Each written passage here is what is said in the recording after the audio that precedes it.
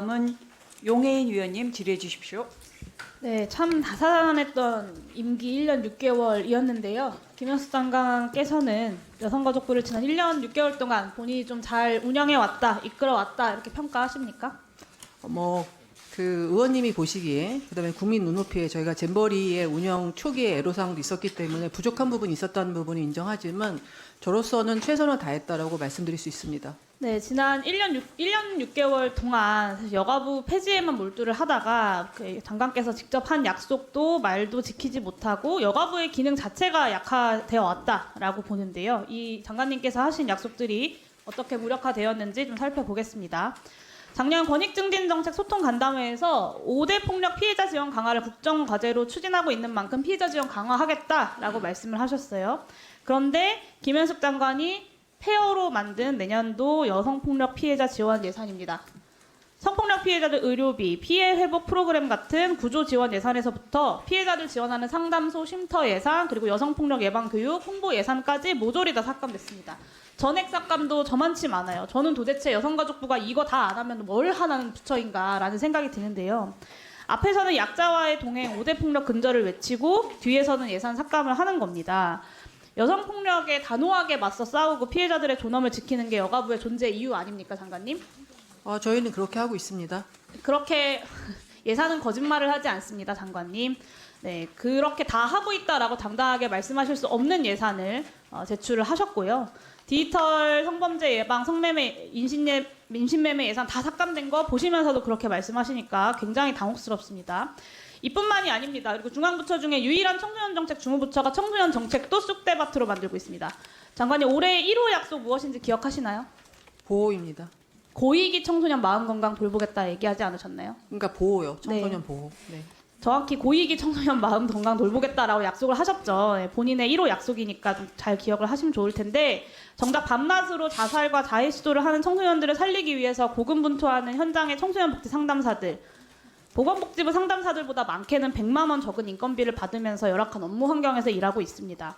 고위기 청소년 지원을 하겠다고는 하지만 상담사들이 오히려 위기에 방치되어 있는 거 아닌가라는 생각이 듭니다. 내년도 예산에 이분들의 처우 개선 문제도 역시 제자리 걸음입니다.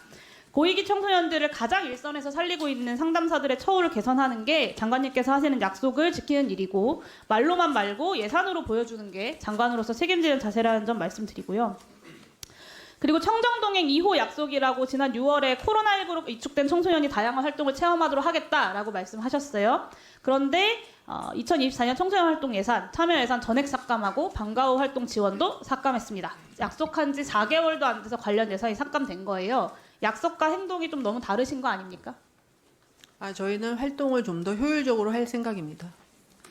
네, 제가 누누이 말씀드리지만 예산은 거짓말을 하지 않습니다. 청소년 활동 지원하겠다고 했지만 네, 청소년 활동 예산, 참여 예산 전액 삭감하고 방과 후 활동 지원도 삭감했습니다. 분명히 약속과 행동이 다른 모습이고요. 잼버리 대회 오늘 다른 의원님들 많이 말씀하시겠지만 잼버리 성공적으로 개최할 수 있도록 철저하게 준비하겠다 작년부터 이 자리에서 약속을 했습니다. 그런데 처참한 준비와 대응으로 1,171억 원의 사업비 그리고 300억 원의 혈세를 낭비해가면서 잼버리 대회가 전국민 흑역사로 남아버렸습니다. 심지어는 여성가족부의 책임이 가장 큰데도 불구하고 이 잼버리를 이유로 청소년 국제교류 예산이 전액 삭감이 됐어요. 저는 여성정책과 청소년정책의 주무부처가 지난 1년 6개월 동안 했던 일이라고는 사실 좀 믿어지지가 않아요. 그러니까 대통령과 장관이 국민 앞에서 한 약속들을 지키지는 못할 만큼 완전히 반대로 가고 있고요. 장관께서 부처가 이관되어도 사업 축소는 없다라고 말씀을 하셨어요. 사업 축소 없었습니까?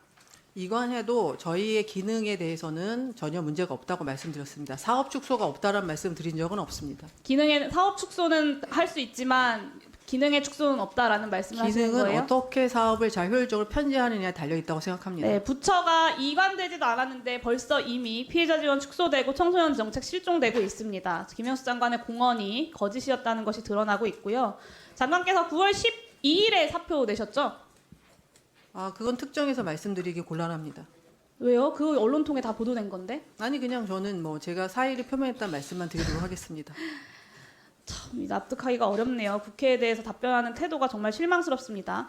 잼버리 대회 파행시킨 책임으로 사표 제출하신 거 맞습니까? 아니면 후임 장관이 지명될 예정이니 그냥 사표를 제출하신 겁니까? 저는 제가 책임이 있다고 생각했습니다. 그래서 사표를 제출하신 거라는 거죠. 지금이라도 그러면 좀 이 자리에서 명확하게 잼버리 파행뿐만 아니라 여성과 진행하겠습니다.